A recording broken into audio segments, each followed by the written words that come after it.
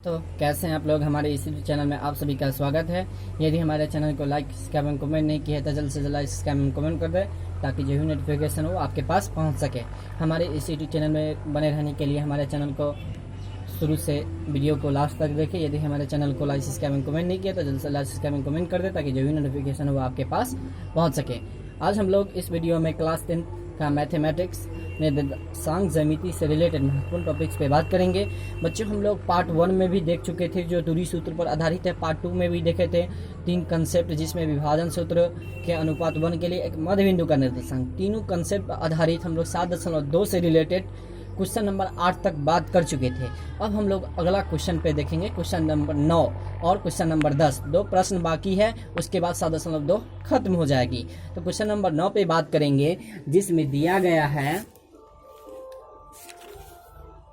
प्रश्न है कि बिंदु ए इंटू -2,2 और बी इंटू 2,8 को जोड़ने वाले रेखाखंड ए बी को 4 बराबर भागों में विभाजित करता है, तो विभाजित करने वाले बिंदुओं का निर्देशांक ज्ञात कीजिए। तो देख रहे हैं यहाँ पे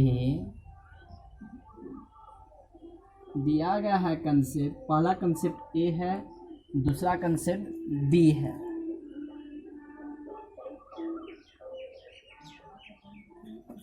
जिसका निर्देशांक -2,2 और इसका जो निर्देशांक दिया है 2,8 दिया गया है और इसको 4 बराबर भागों में बांटना है। तो पहला मान लेते हैं P, दूसरा मान लेते हैं Q और तीसरा मान लेते हैं R। तो मान लिए सॉल्यूशन माना कि AB रेखाखंड को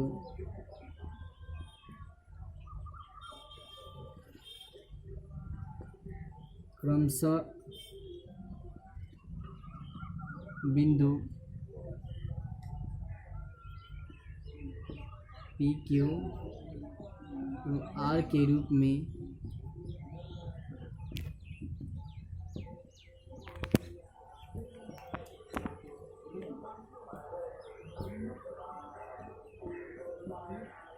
विभाजित करता है। यह तो देख लिए। अब चलेंगे सूत्र से ए बी के मध्य बिंदु के निर्देशांक, मतलब P के लिए ए बी के मध्य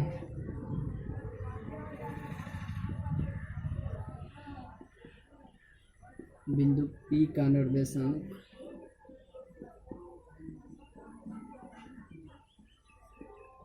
x बराबर जो फार्मूला होगा x1 plus x2 by 2, y बराबर जो फार्मूला होगा y1 प्लस y2 बाई 2 के इक्वल होगा। तो यहाँ x1 का मान भी दिया हुआ, x2 का मान दिया हुआ है। तो यह -2,2 बाई 2, y बराबर हो जाएगा 2 प्लस 8 बाई 2। तो यह x के बराबर 2 में 2 घटा देंगे तो 0 आएगा बाई 2। y बराबर 8 में 2 जोड़ देंगे तो 10 आ जाएगा, 10/2। तो 2 × 10 और 0 में 2 से भाग देंगे तो यहाँ 0 आया, y बराबर आ गया 5। तो यहाँ पे जो निर्देशांक आ गया 0,5। तो लिखेंगे अतः P का निर्देशांक मान 0,5 है। अब हम AP के मध्य बिंदु मान लेते हैं कि यहाँ पे एक मध्य बिंदु मान लिए R। तो इसका हम निर्देशांक ज्ञात करेंगे। पुनः मान लेते हैं R के मध्य बिंदु का निर्देशांक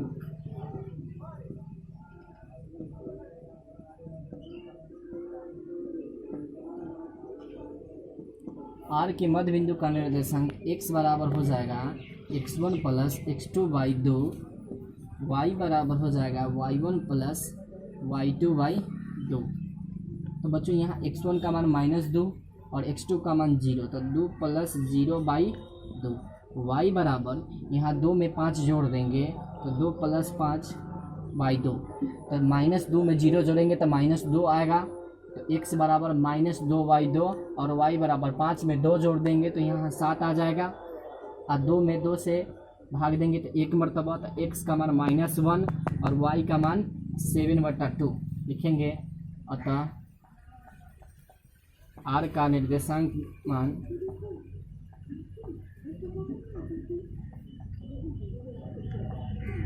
-1,7/2 है। अब हम नेक्स्ट कंसेप्ट देखेंगे, पीबी के मध्य बिंदु Q है, तो Q का निर्देशांक निकालेंगे। तीसरा कंसेप्ट के लिए, दो कंसेप्ट के लिए आंसर आ गया। पहला के लिए 0,5 और दूसरा के लिए निर्देशांक -1,7/2। तो अब हम देखेंगे पीबी के मध्य बिंदु Q है, तो मान लेते हैं Q पीबी का मध्य बिंदु है, इसलिए Q का निर्देशांक देखेंगे बच्चों। नेक्स्ट टॉपिक,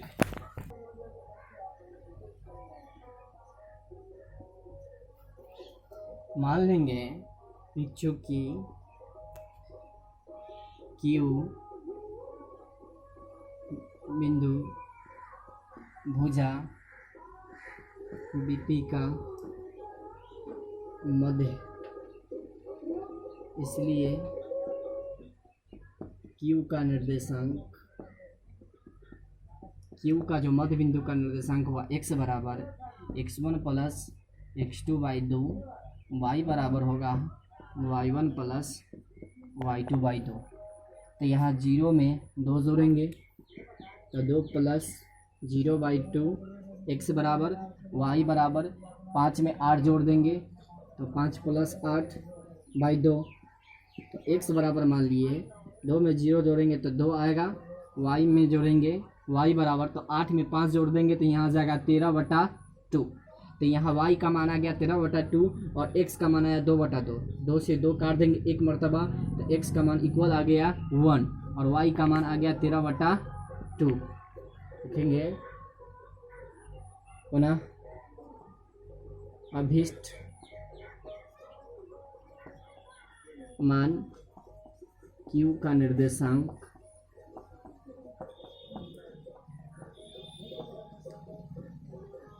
1,13/2 है। तो बच्चों हम लोग क्वेश्चन नंबर 9 देख चुके हैं। अब क्वेश्चन नंबर लास्ट देखेंगे 10 पर, जो लास्ट प्रश्न होगा, उसके बाद एक एग्जाम्पल देखेंगे 9, उसके बाद इस प्रश्नावली जो है 7.2 से रिलेटेड जितने भी टॉपिक्स है वह खत्म हो जाएगी। दिया गया है 10वां में, एक समचतुर्भुज का क्षेत्रफल ज्ञात कीजिए जिसका शीर्ष इस प्रकार है 3,0, 4,5, -1,4 और -2, -1 है। तो समचतुर्भुज, तो बच्चों यहाँ आया एक समचतुर्भुज, तो सम माने समान या बराबर, तो वैसा चतुर्भुज जिसकी सभी भुजाएं बराबर होती है तथा प्रत्येक को 90 डिग्री का होता है, उसे हम समचतुर्भुज के अंतर्गत रखते हैं। तो सबसे पहले हम समचतुर्भुज बनाएंगे। तो यहाँ मान लेते हैं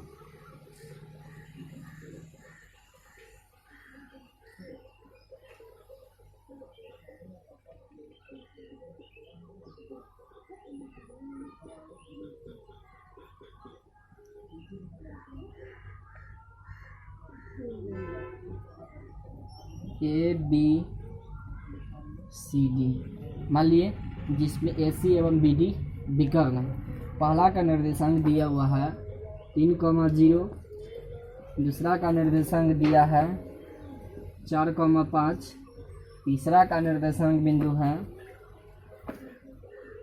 -1,4 और इसका निर्देशांक बिंदु है -2, -1। तो यहाँ चारों का निर्देशांक दिया गया है, तो मान लेते हैं, माना कि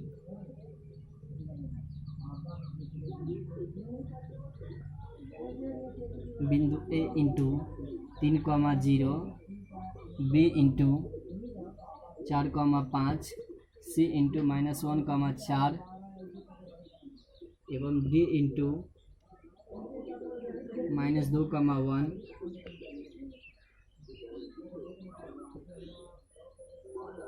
समचतुर्भुज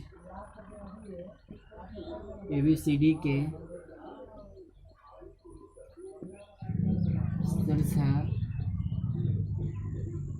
जिनमें AC बराबर BD है।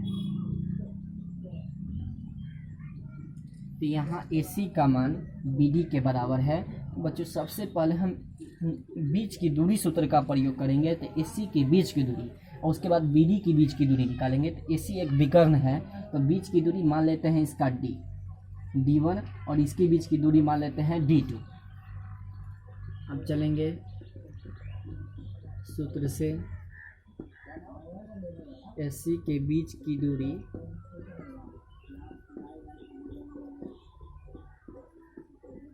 D1 बराबर मान लेते हैं, फॉर्मूला होता है x2 माइनस x1 का whole square plus y2 minus y1 का होल स्क्वायर। तो D1 बराबर x2 का मान लेते हैं -1 और में से 3 घटा देंगे, तो -1,3 का स्क्वायर प्लस की जगह प्लस। अब 4 में से 0 घटा देंगे, तो 4 माइनस 0 का आ जाएगा होल स्क्वायर। तो 3 में 1 जोड़ देंगे तो -4। तो यहाँ देखेंगे -4 का होल स्क्वायर और 4 में 0 घटाएंगे तो 4 आएगा।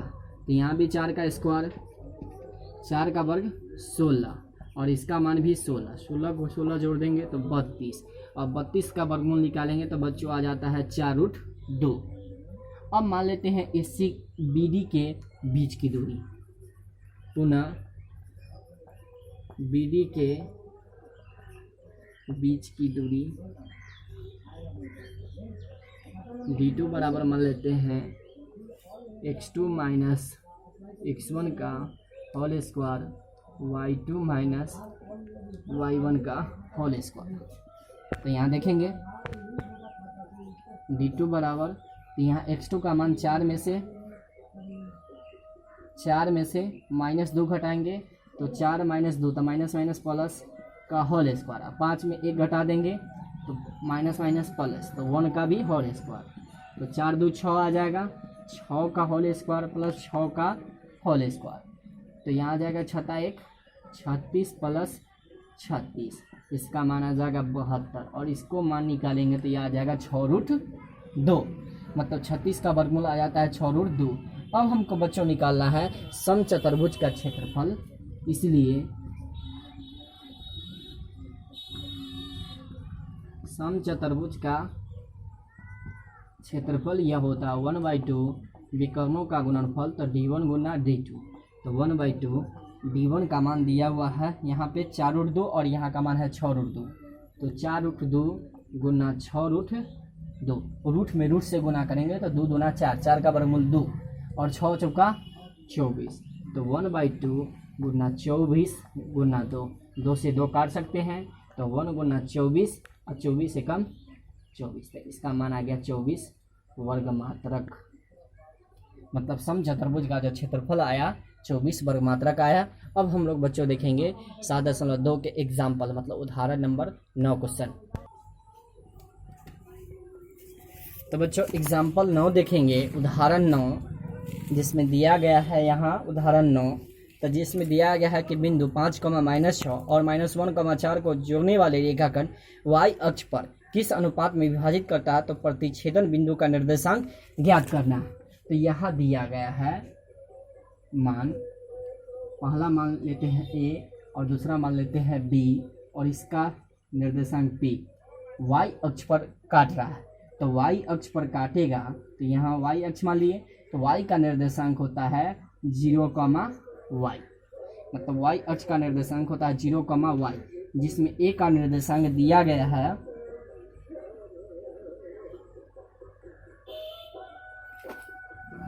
5, -6, B का भी निर्देशांक दिया गया है -1, -4। तो यहाँ मान लेते हैं कि y अक्ष पर जो प्रतिच्छेद कर रहा है वांछित मान, उसको के अनुपात 1 में विभाजित कर रहा है। तो मान लेते हैं सॉल्यूशन,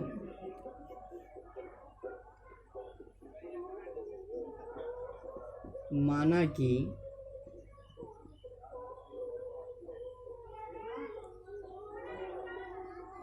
वांछित मान AB को के अनुपात 1 के रूप में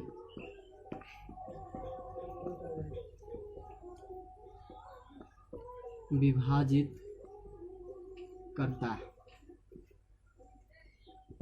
अब चलेंगे सूत्र से।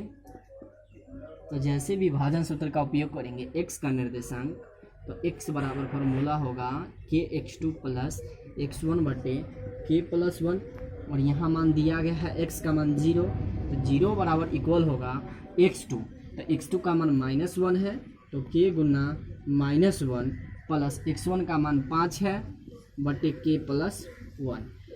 क्रॉस मल्टीप्लाई करेंगे तो k प्लस 1 में 0 से गुना करेंगे तो इस सभी का मान आ जाएगा 0, और k में -1 से गुना करेंगे तो -k अब प्लस 5।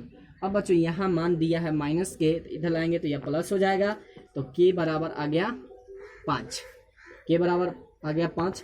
और इसी का अनुपात निकालना चाहेंगे तो k बट्टा 1, तो इसी का बट्टा भी 1 कर सकते हैं, या k अनुपात 1 का मान निकाल दिए तो यहाँ 5 अनुपात 1 आ गया। मतलब k अनुपात 1 के रूप में विभाजित करें तो यह आंतरिक रूप से 5 अनुपात 1 के रूप में विभाजित करता है। तो हम पुनः विभाजन सूत्र का उपयोग करेंगे y का निर्देशांक, पुनः विभाजन सूत्र से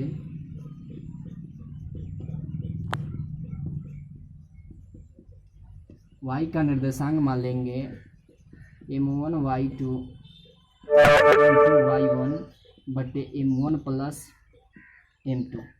तो यहाँ m1 का मान आया 5 गुना y2 का मान है -4 और m2 का मान है 1, और यहाँ y1 का मान आया कितना -6 बटे 5 प्लस 1, तो 5 चौका यहाँ 20 आ जाएगा, और 6 एकम 6 बटा आ जाएगा 6, तो 20 में 6 जोड़ देंगे तो यहाँ आ जाएगा 26 बटा 6, तो 13 दूना 26 और 3 दूना 6, यहाँ आ जाएगा -13 बटा 3। यह आया y का मान, y का मान आ गया। लिखेंगे अतः y अक्ष पर स्थित बिंदु का निर्देशांक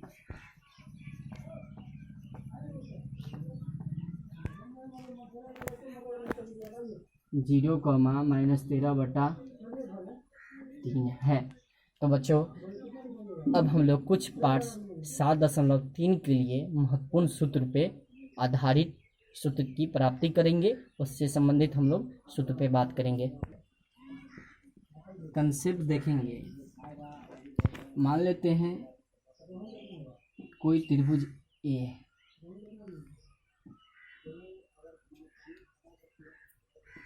बी है और यह सी है, इसका निर्देशांक x1, y1 और इसका निर्देशांक x2, y2 और इसका निर्देशांक x3, y3 है। तो मानते हैं, माना कि यदि a इंटू x1, y1 एवं b इंटू x2, y2 एवं c इंटू x3, y3 त्रिभुज ABC के शीर्ष है, इसलिए त्रिभुज ABC का जो क्षेत्रफल होगा यह इक्वल होगा 1/2 x1 y2 minus y3 plus x2 y3 minus y1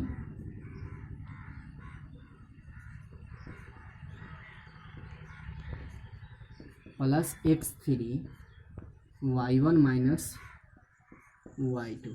यह इसके इक्वल होता है त्रिभुज ABC के बराबर।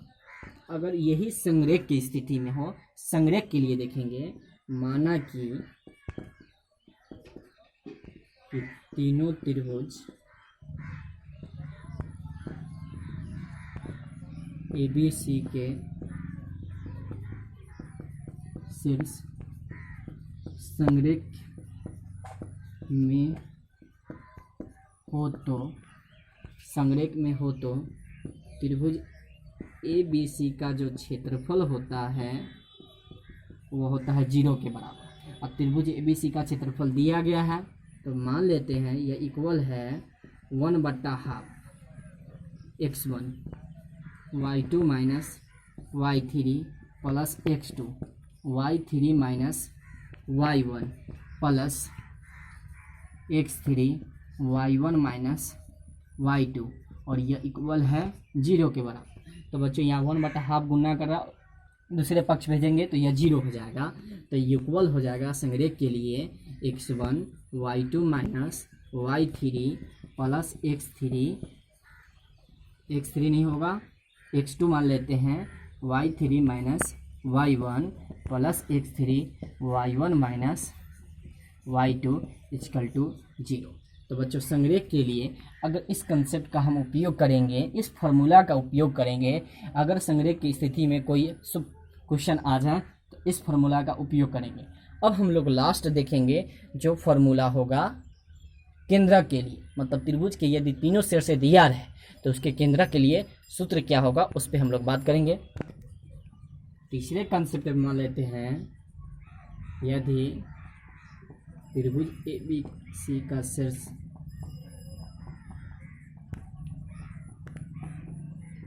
दिया रहे तो त्रिभुज ABC के केंद्रक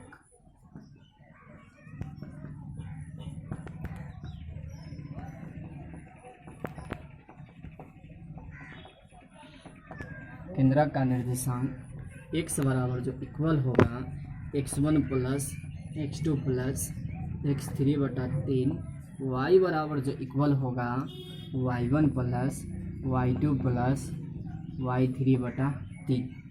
मतलब मान लेते हैं त्रिभुज ABC का शीर्ष दिया रहा है, A का भी शीर्ष दिया रहा है, B का शीर्ष भी दिया रहा है और C का शीर्ष, और त्रिभुज ABC का केंद्रक G हो तो G का जो निर्देशांक होगा x बराबर x1 plus x2 plus x3/3 और y बराबर y1 plus y2 plus y3/3।